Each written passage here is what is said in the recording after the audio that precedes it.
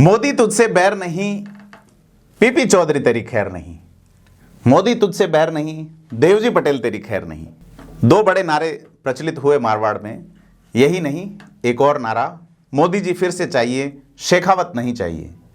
जी हां, जोधपुर की गलियों में, जोधपुर में यह पर्चे चिपकाए गए हैं गजेंद्र सिंह शेखावत के खिलाफ। किसने चिपकाए, क्यों चिपकाए, पता नहीं है, लेकिन देश के कद्दावर कैबिनेट मिनिस्टर के खिलाफ इस तरह का प्रचार, वो भी तब जब प्रदेश में भी बीजेपी की सरकार है, केंद्र में भी बीजेपी की सरकार है।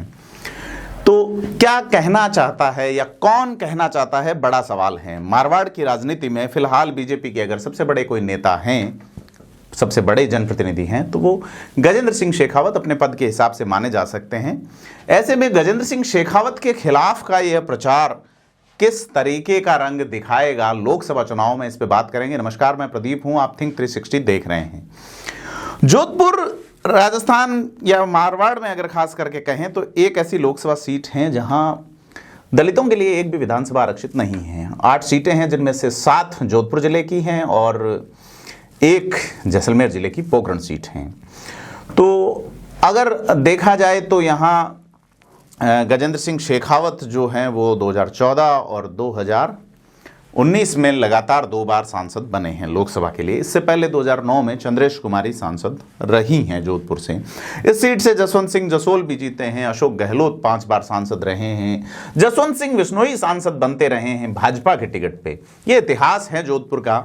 लेकिन पिछले 1-2 साल में जो चीज़ें बदली हैं, गजेंद्र सिंह शेखावत पे से जो नाराजगी लोगों की उपजी हैं, वो कई तरह के नामों से उन्हें सुशोभित करती है कि गजेंद्र सिंह शेखावत के पास काम लेके जाते हैं तो गले तो लगाते हैं, वो आपको पूरा एहसास कराते हैं कि वो उन्हें जानते हैं, लेकिन काम नहीं होता, निजी लोगों के काम नहीं होते जो उनके लिए भागते हैं कार्यकर्ता। यह एक पीड़ा उभर के आई।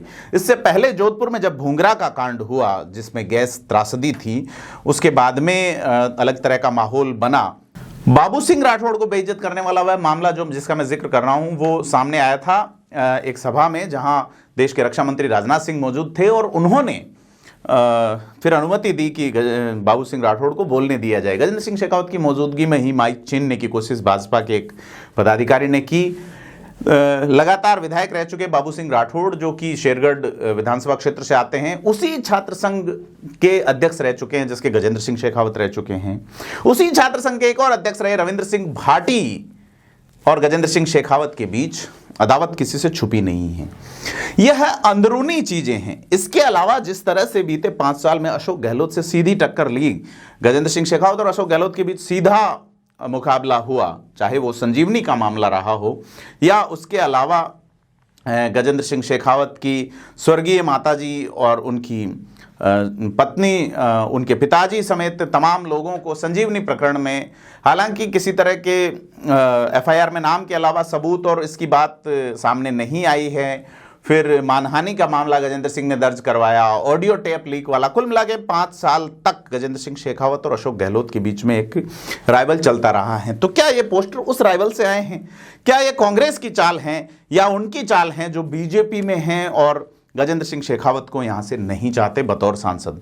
गजेंद्र सिंह मूलतः सीकर जिले के रहने वाले हैं, महरौली गांव के। इनके पिता शंकर सिंह महरौली जो हैं वो पीएचडी में इंजीनियर रहे हैं, चीफ इंजीनियर, जिसको जन स्वास्थ्य अभियांत्रिकी विभाग कहते हैं। गजेंद्र सिंह की पढ़ाई जो है वो जोधपुर में ही हुई और जोधपुर विश्वविद्यालय के वो छात्र संघ के अध्यक्ष रहे हैं। गजेंद्र सिंह शेखावत एक किताब में लिखते हैं कि भैरव सिंह से पहली बार उनको पूर्व छात्र संघ अध्यक्ष कुलवंत सिंह ने मिलवाया था।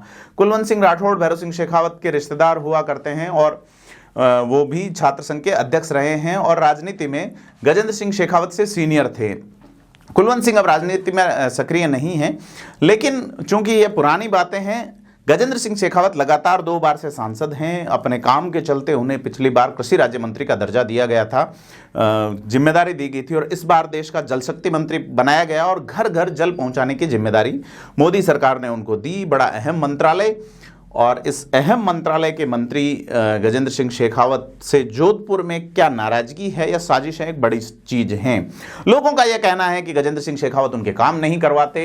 इसमें अगर देखा जाए तो उनके कुछ परिचित ही या उनके कुछ मिलने वाले ही स्वीकारते हैं, जिनकी हमारे से बात हुई। वो ये कहते हैं कि चूंकि पिछले 5 साल जो है वसुंधरा राजे से उनकी सीधी टक्कर रही है, दावत रही, ऐसे में उनका काम नहीं हुआ। पिछले उसके बाद के 5 साल अशोक गहलोत की सरकार रही। तो मित्रों, पॉलिटिक्स के अंदर जब लेजिस्लेशन के लिए आप अपना प्रतिनिधि चुन रहे हैं तो फिर जनता इस चीज़ के लिए आपको एक्सक्यूज़ नहीं करेगी कि आपकी किस नेता से बन रही है या नहीं बन रही है, काम हो रहा है या नहीं हो रहा है। गजेंद्र सिंह शेखावत ने किसी के काम करवाए नहीं करवाए हमें नहीं पता, लेकिन फिलहाल जो जोधपुर में माहौल बन रहा है ये भाजपा के लिए ठीक नहीं है। और अगर यह इस तरह के पोस्टर लगे हैं तो उसके पीछे कौन है यह सच सामने आना चाहिए और इसके पीछे की साजिश क्या है, क्योंकि लोकसभा के चुनाव आने हैं और इन लोकसभा के चुनाव में किस तरीके से इन पोस्टर्स का और इस तरह के प्रचार का फर्क जो है वो असर पड़ेगा, यह बड़ी देखने वाली बात होगी। तो चूंकि गजेंद्र सिंह शेखावत एक प्रतिष्ठित मंत्री हैं भारत सरकार में, ऐसे में उनके खिलाफ अगर कोई ये साजिश कर रहा है तो उस व्यक्ति को बेनकाब देखना यह है कि भजनलाल सरकार कर पाती है या नहीं कर पाती है। उनके खिलाफ कोई प्रकरण दर्ज होता है या उन्हें पहचाना जाता है, नहीं पहचाना जाता, तमाम चीज़ें हैं। लेकिन डेमोक्रेसी में कॉन्स्टिट्यूशन आर्टिकल 19 में 19(1)(a) अभिव्यक्ति की स्वतंत्रता वाले मामले का प्रिविलेज वो लेंगे या नहीं लेंगे, क्योंकि इसमें किसी तरह का बैर और खैर वाली बात तो कही नहीं है। सीधा सा अपनी भावनात्मक अभिव्यक्ति कही गई है कि नरेंद्र मोदी फिर से चाहिए, शेखावत नहीं चाहिए।